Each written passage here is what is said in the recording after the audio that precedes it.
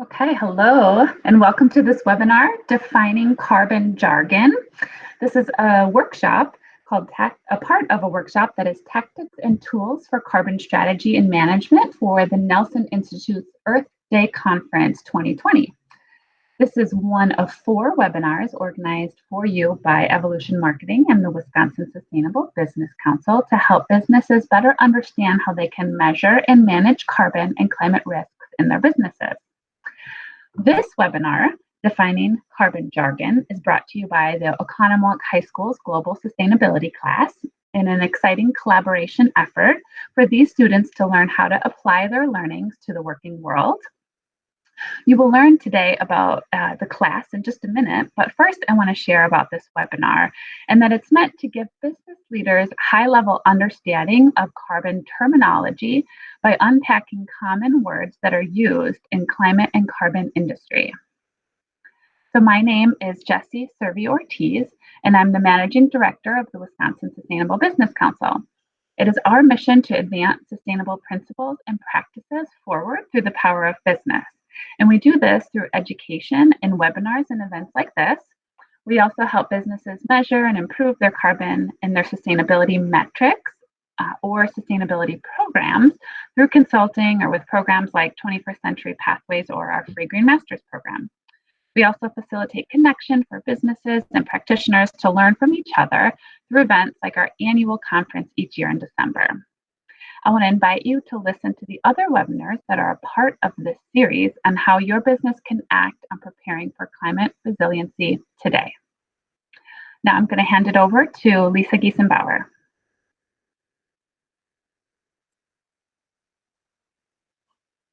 Hello, Jessie. Am I there? Did I show up?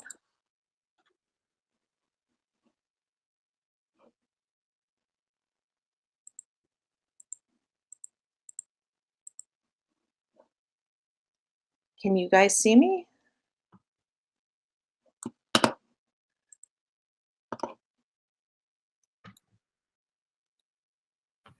I can hear you.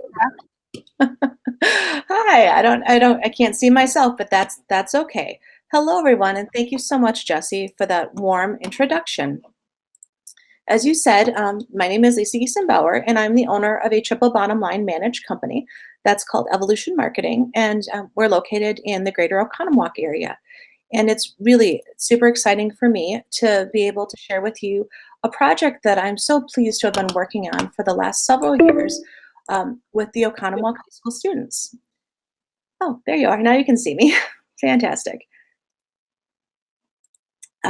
Okay, so as I was saying, I've been working with the Oconomowoc High School teachers. I'm so excited. Oh, don't see the presentation. Okay.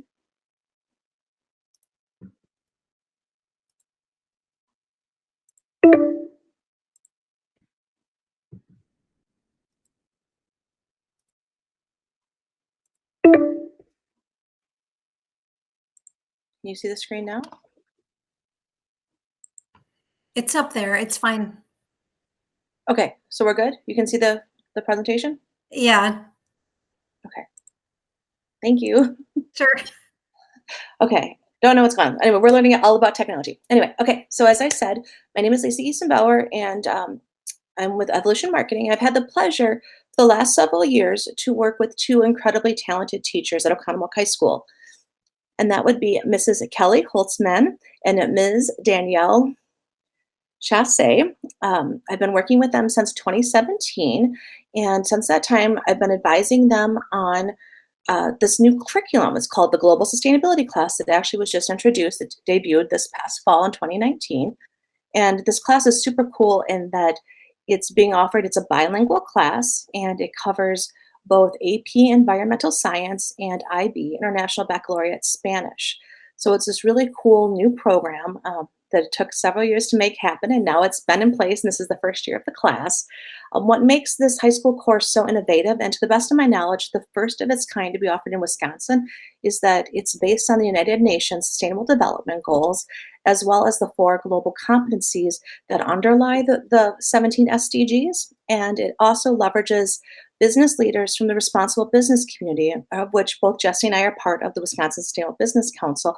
I as an advisor and Jesse as our staff managing director. And so we've been able to leverage businesses from throughout Wisconsin that are part of the sustainable business community, as well as throughout the nation, who are also businesses that are part of the Certified B Corp movement. And then the third thing that makes this class so super cool and innovative is that it chose, as a class, the students and the teachers chose to work with one nonprofit organization for the entire academic year. And so this past year, they worked with CUB, the Citizens Utility Board. Next slide, please. So in addition to choosing to work with a nonprofit, the students had different speakers come in and talk to the class. So on the left-hand side, you can see the 11 students in the Global Sustainability class with their teachers, Danielle and Kelly. And then the special guest in this picture is Kurt. He's the current sustainability manager at Outpost Natural Foods and another advisory board member to the Wisconsin Sustainable Business Council. So he spoke to the class in Spanish. And then the picture on the right is myself in my electric car with the students on the first day of the semester, and I was teaching them about zero-emission vehicles. Next slide, please. This slide showcases the partnership. So throughout this year-long partnership between Evolution Marketing and one of our nonprofit clients, the Citizens Utility Board of Wisconsin, members of my staff and the CUB team have been able to work directly with Kelly, Danielle, and the global sustainability students. The students have been provided with hands-on real-world learning opportunities where they interface with business and energy professionals. And as you can see from this image here, the students translated 3 different documents that CUB had from English into Spanish, and these are energy guides. So the first one was a CUB energy efficiency and consumer advocacy material, so from English into Spanish. And then the students got the opportunity to work with CUB for their 40th anniversary event, which was this past November. And then the third thing is the students participated in educational outreach booths. So they shared a booth with Evolution Marketing and CUB at our 2019 Wisconsin Sustainable Business Council Conference. Next next slide, please. So you can see here are the students with experiencing hands-on learning at the CUB anniversary event in November of 2019 at American Family. As you can see, the global sustainability students on the left-hand side with their teacher Danielle managed the registration for the actual conference, where they got to mix and mingle with business professionals, energy professionals, and individuals from government and public policy. And then on the right, the students staffed their booth. And in the picture, we have two of the students from the class sharing with the treasurer for the Citizens Utility Board their project and the work they're doing. Okay, next slide, please. Here's a picture of the students from the 2019 Wisconsin Sustainable Business Council Conference. On the left, you can see students enjoying the educational programming, and on the right, you can see the booth, the students' booth, and the students are talking with a member of the business community about their experiences and what they're learning. On the last slide, please. Here's a picture of everyone together at the 40th anniversary of the CUB event. And I have to say that it's been a pleasure working with the students and with their 2 incredible teachers over this last academic year. And this Carbon Jargon webinar is really a culmination of the students' year-long course, and it's providing the students with an opportunity to demonstrate what they have learned and become the educators. So it's with pleasure that I would like to invite Giselle to take over the webinar now. Hello, thank you, Lisa. I'm Giselle, and today I will be talking about importance. I would also like to reference that there is a resource guide with all the information that is going to be talked about in this webinar. So for the importance slide, I have broken it down into 3 bullet points that I wanted to mention today. The first bullet point is, we are the next generation to fuel change. What that means is we are the next generation of workers and people who are going to be working for these companies. And we want to see these companies make positive changes all around their company. We have learned from the past, and we know what needs to be done moving forward to make these positive impacts. Also, having an access to speaking your mind or having a voice on this topic has greatly improved throughout the years because of the use of social media and any other platform. My next bullet point I have is, to us, the quality of the earth is extremely important. And what that means is we want to see improvements in air quality, water quality, and an overall improvement in the earth. And using your voice as a business is a possible way to spread this information about making these improvements. It also will support business. People are more likely to support businesses that are making these conscious decisions that are benefiting the earth. And my last bullet point I have is we want to see lasting positive impacts. And what this means is anyone can make a change, and we are pushing people to make these positive impacts. But it's also great to see businesses making these changes and implementing them as part of their business. Because these businesses and companies that are making this change are paving the way for future businesses and huge companies that already exist, saying, look, this is what we're doing, and it's anyone can do it. Any business can make this part of what they stand for. And my last bullet point on my slide is we want to see lasting positive impacts. So what this means is anyone can make changes that are positive impacts. It's also businesses making these changes that are also positive impacts for the future and for the future of the environment that is so important.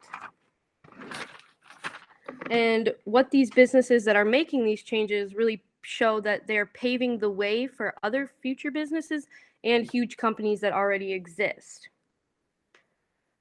These businesses are also looking at the SDGs, and other companies are looking at these SDGs to really see that they need to be accomplished in 10 years because it's important looking at them now and seeing how far we need to go. And then also on this slide, I have a video from Greta's speech in the European Parliament, and she talks about how it's so important for these companies, if you are going to say that you're making changes, to actually follow through. When your children set off the fire alarm, you went outside, took a look, and smelled the air. You stated that, yes, the house is actually burning.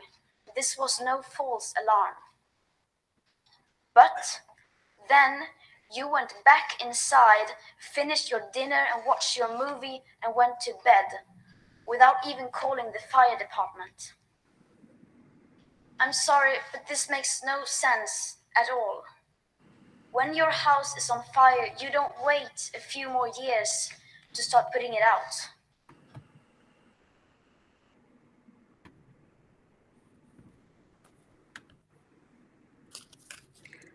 Once again, I would like to reference that there is a handout guide or handout resource that breaks down all the information that will be referenced in this webinar, and I would like to pass it off to Mrs. Holtzman.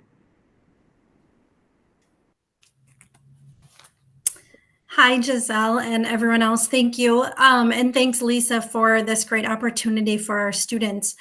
On this slide, you can see that the students made a list of the different greenhouse gases, and carbon dioxide is one of those gases. And most of the information that you hear is about carbon dioxide, even though on the next slide, please, we can see that carbon dioxide is the reference gas, and it has a global warming potential of 1. And some of the other greenhouse gases have a much higher greenhouse global warming potential. But as you'll see and hear from some of the students, some things like methane, for example, get flared off and turned into carbon dioxide, so that we don't measure that as much as we do carbon dioxide. In the video that you're going to see, they're going to explain a little bit more about global warming potential for these gases.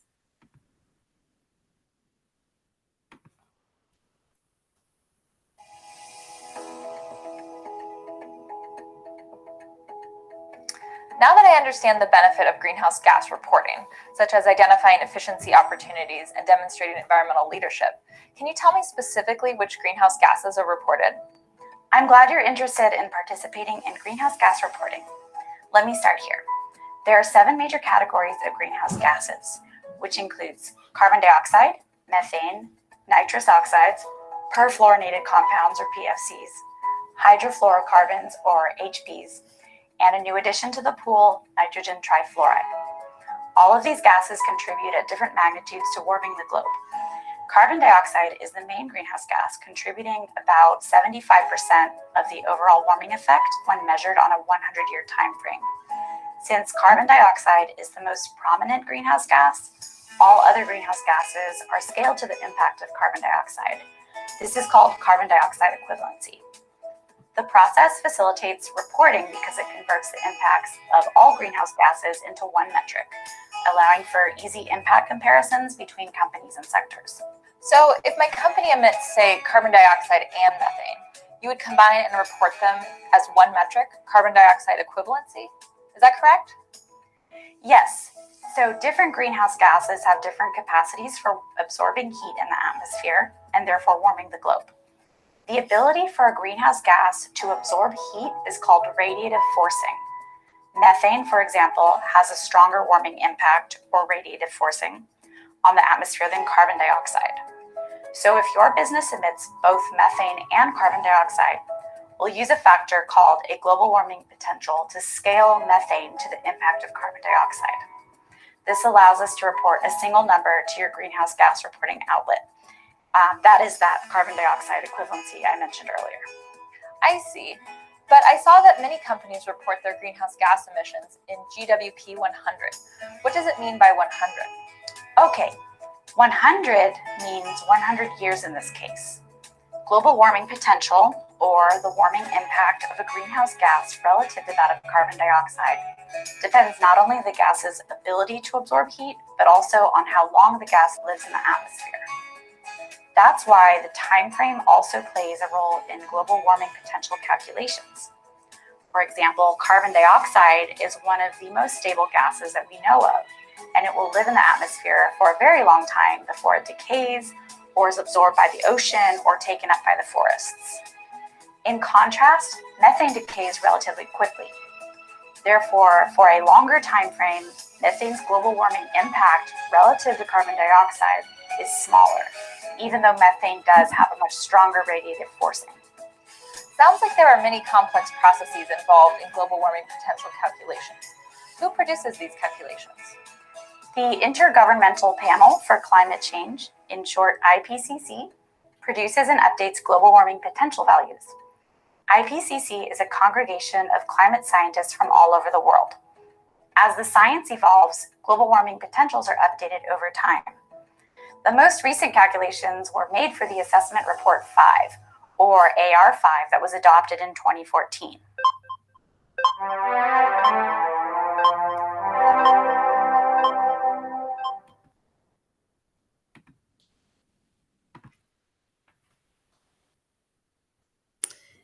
Perfect. On the next slide, what you're going to see are links to a couple of case studies. And again, these are on the resource handout that Giselle mentioned. In the case studies, you'll read about Madison's mission for creating a net zero carbon city by 2030. And there's also a link to We Energies and their 2019 climate report. Both of these companies are, or both of these case studies are looking at how both of the city of Madison as well as We Energies is hoping to reduce their carbon emissions by 2030. We Energies has a very lofty goal to be 40% below their 2005 levels of carbon dioxide by 2030 and 80% below the 2005 levels by 2050.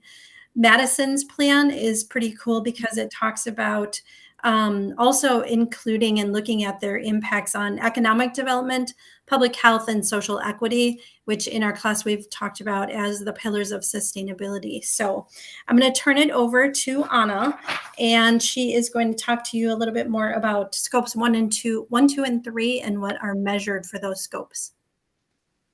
Okay. Hi, Mrs. Holtzman. Thank you. I'm Anna, and I'm going to be talking today about the scopes, which the scopes are a really great way to organize your carbon emissions and really see where it's coming from. So to get right into it, scope 1 is the emissions that are directly created from the company's burning of fuels. So 2 examples of that would be combustion of fossil fuels or company vehicles. Scope 2 are the emissions generated by electricity the company is purchasing and consuming. So examples of that would be indirect emission from purchase energy or purchase of electricity, heat, or steam. Scope 3 is all other indirect emissions that occur in the company's value chain. And some examples of that would be processed products, outsourced activities, renting or leasing vehicles, waste management, business trips, etc. And then Giselle is going to talk a little bit more about a case study of the scopes. Hello, thank you, Anna. So we have used this video to kind of further explain these three scopes, and what the video really does is it really breaks it down in a super visual way to understand these scopes.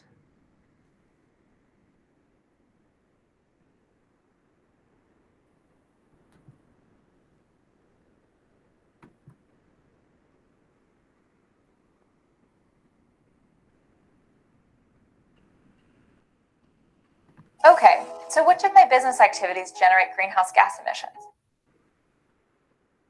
Where are they coming from? Every day, businesses emit greenhouse gases from activities like driving company vehicles, purchasing electricity, and purchasing goods. The Greenhouse Gas Protocol of the World Resources Institute and the World Business Council for Sustainable Development categorizes emissions into scopes 1, 2, and 3. Scope 1 emissions are the direct emissions from a facility, such as emissions from greenhouse gases from fossil fuel combustion or coolant leakage from refrigerators. Scope 2 emissions are the emissions from purchased electricity. This encompasses the emissions associated with generating the electricity that comes from lots of different fossil fuel sources. Scope 3 emissions are all of the greenhouse gas emissions, including those occurring upstream and downstream in the supply chain, as well as employee commuting and many other categories.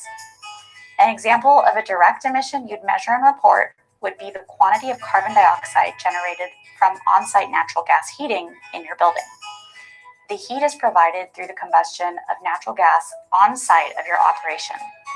All emissions created on-site are considered direct and are reported under the Scope 1 category. What about all the electricity I use on site? That also comes from natural gas, but it's provided by the utility company. You're right. If you get electricity from your utility that was generated by natural gas combustion, there are associated emissions for you to report. However, because those are generated off-site, they are considered indirect emissions. Indirect emissions from purchased energy are reported under the Scope 2 category and often constitute the largest portion of a company's overall emissions. Okay, to clarify then, if I know my electricity consumption, you can back out the amount of greenhouse gases that went into producing the energy I used? Exactly. Most companies don't monitor concentration or flow rate of greenhouse gases. Instead, companies will calculate greenhouse gas emissions by applying documented emissions factors to activity information. Also, the source of that electricity generation can differ depending where you are in the United States. There are major differences in the amount of greenhouse gas emissions produced from burning coal compared to burning natural gas. Or your energy source may not even generate greenhouse gas emissions directly if it's coming from solar or wind. Even within the same technology, say a power plant using pulverized coal, the efficiency can vary quite significantly, affecting the amount of greenhouse gas emissions per kilowatt hour produced. Basically, some power plants are more efficient than others, even with the same fuel source, so these differences must be accounted for with different emissions factors. Furthermore, electricity losses through transmission and distribution also vary widely depending on the region. What if some of my electricity comes from solar and some of it comes from the local grid? Those clearly have different emissions levels. So how could I report that to reflect my environmentally conscious decisions? Excellent point. In that case, greenhouse gas emission reporting platforms such as CDP would require two values under your Scope 2 emissions: a market-based estimate and a location-based estimate. This calculation would require an emissions factor specific to your location, since regionally electricity generation sources vary significantly. These two calculations can be used to quantify the amount of emissions a company is avoiding by purchasing renewable energy. These purchases are usually secured by power purchase agreements, or PPAs, in the United States and guarantees of origin, or GOs, in Europe. What about all the energy that goes into our product itself? We have a complex supply chain involved in making our product. These are again considered indirect emissions, but they are categorized as Scope 3. Emissions generated from the supply chain, either upstream or downstream of your company, are reported in the Scope 3 category. There are 15 different subcategories under Scope 3 emissions under the Greenhouse Gas Protocol. Calculating these emissions is a complex and detailed task because of the numerous priorities and processes that are involved. Wow, that sounds like a can of worms. Calculating Scope 3 is a difficult task, but by focusing on the most energy-intensive activities involved in your supply chain, we can estimate at least your major Scope 3 emissions. There are some important benefits to quantifying Scope 3 emissions, and we'll discuss this in our next video.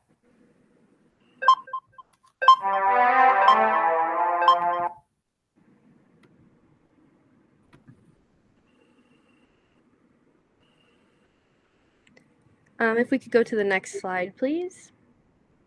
So this is our case study from Outpost Natural Foods, where they have measured their scopes 1 and 2. They do have it stated on the bottom that their scope 3 is not represented on this graph, but they are tracking it through their shipments from their large distributors.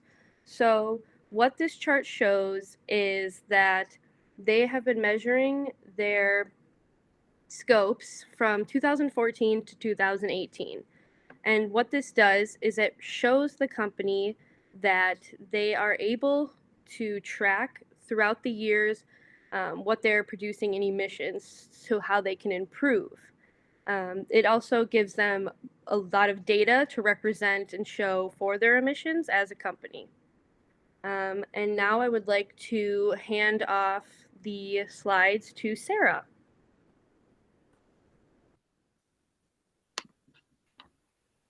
Hi, I'm Sarah. So I'm going to be talking about carbon footprint. So carbon footprint is the amount of carbon dioxide and other carbon compounds emitted due to the consumption of fossil fuels by a particular business operation, supply chain, product, service, etc. So a business or individual's carbon footprint consists of emissions, electricity, transportation, offsets, waste, recycling, gas, and fuel. So some ways a business can reduce carbon footprint is by the use of electric cars such as the Tesla or a hybrid, or taking a bike around if that can be conformed into your lifestyle. And this is reducing transportation with the use of fuel. Another way is to recycle more so that there's less waste. And another way is to use solar panels to reduce the use of gas. So I'm going to hand it off to Maya so that she can talk about the case study and the video.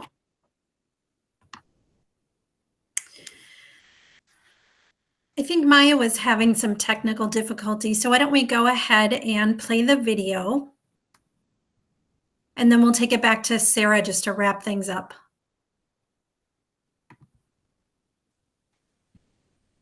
Simple Show explains the carbon footprint. This is you. You've probably been hearing a lot about climate change and how you should reduce your carbon footprint. But what is that exactly? Just like an actual footprint, it's a mark you leave upon the environment.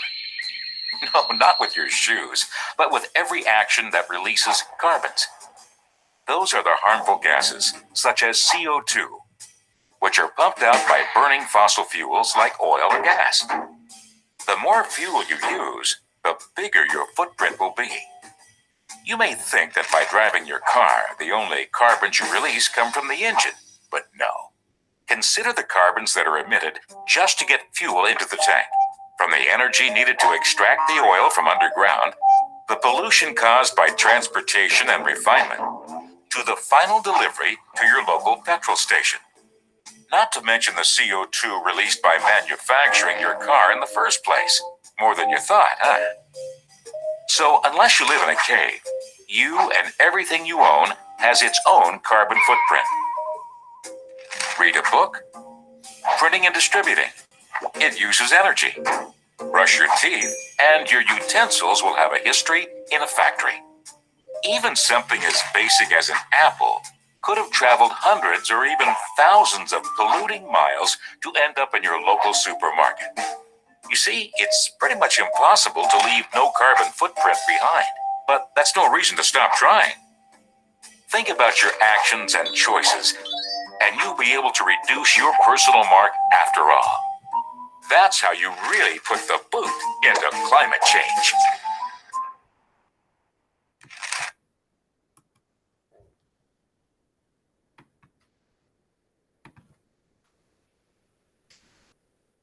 Great, thank you. Sarah and Maya had a really great case study about Oakhurst Dairy in Maine, and they talked about reducing their carbon footprint.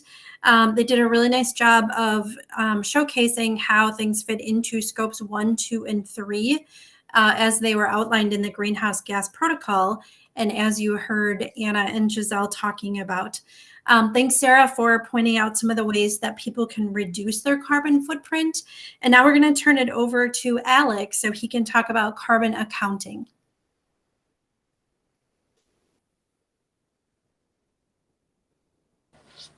So, hi, I'm Kathleen. And I'm Alex, and we're going to be talking about carbon accounting. Carbon accounting is the process in which organizations quantify their greenhouse gas emissions in order to better understand their global impact. There are two main categories of carbon accounting: physical carbon accounting and financial carbon accounting. Physical carbon accounting includes the process in which carbon emissions are quantified, while financial carbon accounting is when the company's carbon is given a financial market value. Through the use of various carbon accounting systems, businesses can calculate their greenhouse gas inventory, which is how much carbon the business emits into the atmosphere. Different companies use different types of carbon accounting methods to quantify their emissions. Carbon accounting is not a one-size-fits-all model. The process in which carbon is quantified and given a price is different for each business, and it depends on the specific circumstances of that business. An example of a carbon accounting system is carbon accounting software. On the resource handout, we have included a software called Native Energy. Native Energy is a carbon accounting software that helps businesses get started on carbon accounting. Native Energy professionally and affordably accounts for your company's greenhouse gas emissions.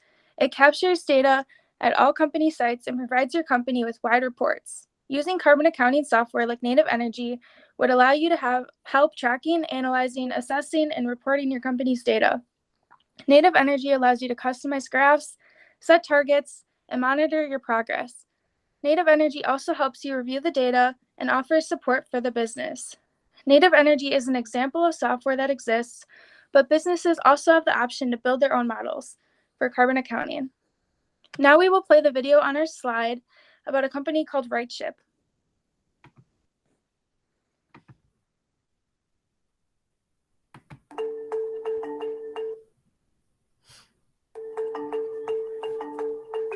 At RightShip, we know that shipping is a major contributor to global emissions. The pressure is on all of us to reduce our carbon footprint.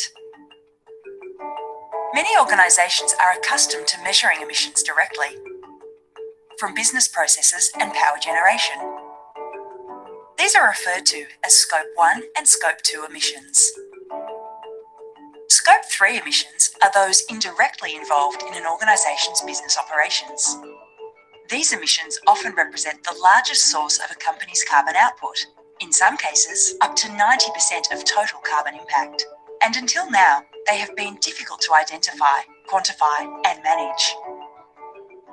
RightShip's carbon accounting tool makes it easier for organisations to manage the carbon emissions from their shipping activity. This externally verified tool takes into account the emissions of all vessels used to perform transport services along the supply chain. Voyage details, such as fuel type and cargo, are combined with RightShip's unique vessel database. Using RightShip's vessel-specific data instead of generic trade lane data provides a more robust and consistent measure of the carbon emissions for each journey. Organisations use RightShip's carbon accounting tool to measure their shipping emissions for a number of reasons. They can report on ship-sourced emissions through annual sustainability reports, establish baselines, set reduction targets and measure progress, improve the efficiency of their supply chain, and offset the carbon emissions of their shipping activity. They also use it to quantify reduction measures, like using RightShip's GHG rating to select more efficient ships and reduce their environmental footprint. RightShip, making it easy to measure and manage your carbon emissions.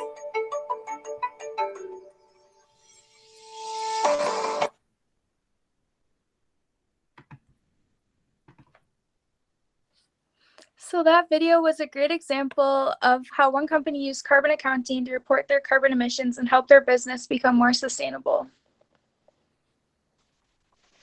Implementing a carbon accounting system is important because without accumulating carbon emissions data, businesses cannot make a real and lasting change.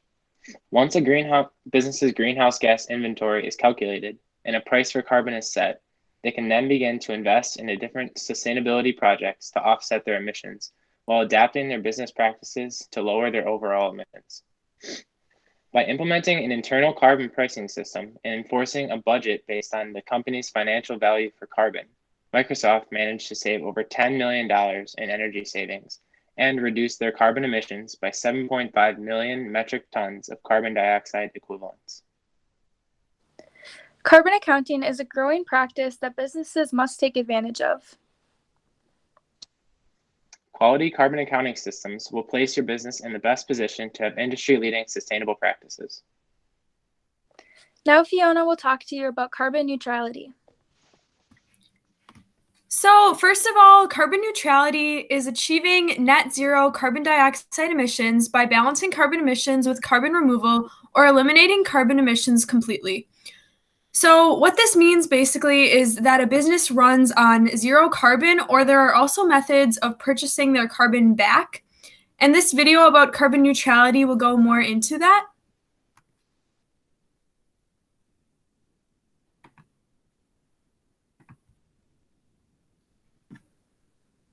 Emissions of greenhouse gases and climate change is a scientific certainty. To combat this phenomenon, we have the concept of carbon neutrality. Do you want to know what it is about? Every facet of our lives is related to the environment. From food, transport, and energy we consume to waste management. The way we produce and consume, based on the use of fossil fuels such as oil, coal, or natural gas, leaves a negative footprint on the planet. Carbon neutrality reduces the negative impact on the environment to achieve a net result of zero emissions. But how is it reached? First, with measures that reduce energy consumption as much as possible. Improve energy efficiency. Innovation in low-carbon technology. Increase the consumption of electricity from renewable sources and eliminate the use of fossil fuels that cause climate change. In short, emit fewer greenhouse gases. Today, it is still impossible to achieve zero emissions in many of our activities. Only when we cannot reduce our emissions of greenhouse gases, we will compensate them. How? Using carbon markets, where the sale of credits and rights between countries, organizations, and individuals take place in order to fulfill the agreement reached at the Climate Summit in Paris. Climate change is a global problem. We must think of global emissions to act efficiently and economically. Reducing and helping others to reduce is the same. In addition, many of the projects generated by the owners of these loans have a social and environmental component that contribute to sustainability. Summarizing, the way we consume energy is the main contributor to climate change, and carbon neutrality helps to change our habits and includes emissions reduction and renewable energy growth. In short, it is a responsible attitude to the environment that contributes to sustainable development.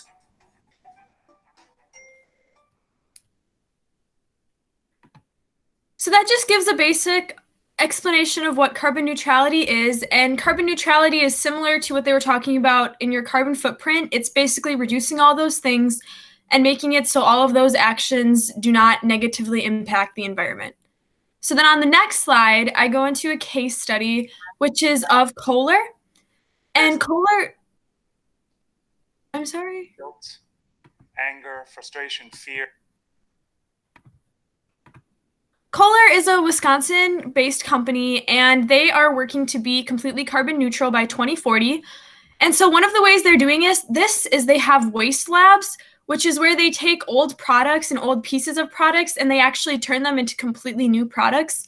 And on their website, they have some really cool examples of the tiles they have made, marble-based tiles off of old materials. And this affects their carbon neutrality because they do not have to create new materials. They are simply reusing old ones. They also are creating water-conserving products that save water mostly and some electricity. And then they have a whole social impact report, which talks about how they are affecting the communities they're in and the environments they're in. And another example I looked at was Lisa's Evolution Marketing. And Lisa's Evolution Marketing, if you look at our resource page, has some really great examples because they are a micro business. So they have limited resources, but they have truly dedicated themselves to being carbon neutral, which, as I said before, is basically being environmentally friendly in your transportation, in your moving items around, in everything you do. So giving it back to Giselle and Anna to finish up some slides. Okay, hi again. It's Anna. So I'm going to be talking to you about carbon goals and pledges. So the B Corp Climate Collective pledge to be net zero by 2030 is basically where 500 B Corp organizations and businesses have pledged to be carbon free by the year of 2030.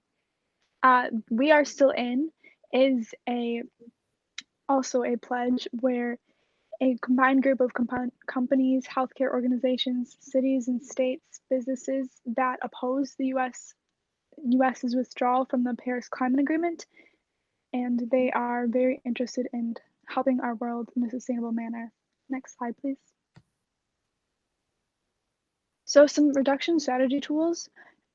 Also, one is known as a REC, which is a renewable energy certificate. This represents the energy generated by renewable energy sourcing. This buying RECs is not equivalent to buying electricity. Instead, RECs represent the clean energy attributes of renewable electricity. Another reduction strategy tool is offsets. Carbon offset providers primarily work to reduce future emissions by investing in clean energy technologies. And as you can see on the side, there is a link for that, but that link is also in our resource page, or our resource page that is available for you. Next slide, please. More reduction strategy tools. Renewable energy businesses that monitor storage and distribution and try to be conservative and not wasteful. Wisconsin-based strategies. You can look at Miss Madison's strategy for trying to unite the city with one common goal of sustainable energy. So they do not have a dedicated year that they want to be sustainable by, but you can see on this link, which is also available on the resource page, where you can see the goals that they have for making Madison a sustainable city and what exactly the steps are that they are taking to become more sustainable. Next slide, please. And then some free tools to use. So the Green Masters program, which is a fantastic program that is a recognition program for Wisconsin-based businesses interested in improving and being recognized for the sustainable initiatives. This program will assess you and score you and tell you what your business can improve on and also what you've been doing really well with. This link is also available on our resource page. We also have the Sustainable Development Goal Action Manager that was created by the UN for businesses to put all of their info into. It also scores you on your environmental impact and other relating factors.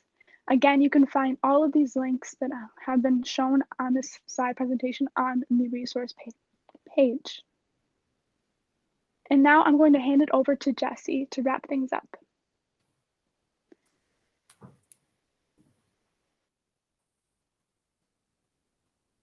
All right, welcome back. Thank you so much. I'm just going to wrap it up by saying thank you to the students and teachers and Lisa for taking on this project and for diving deep into what carbon is and carbon emissions. I'm sure you learned a lot.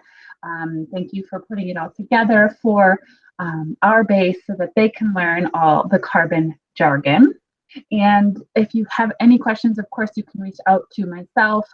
You can visit wisconsinsustainability.com or reach out to Lisa at Evolution Marketing. Her website is greenmarketing.biz, I believe, but that will be in the resource guide as well. So thank you so much for joining us for this portion, the carbon jargon portion, and please remember to check out the other webinars on how you can address carbon in your business. Thank you so much and happy Earth Day.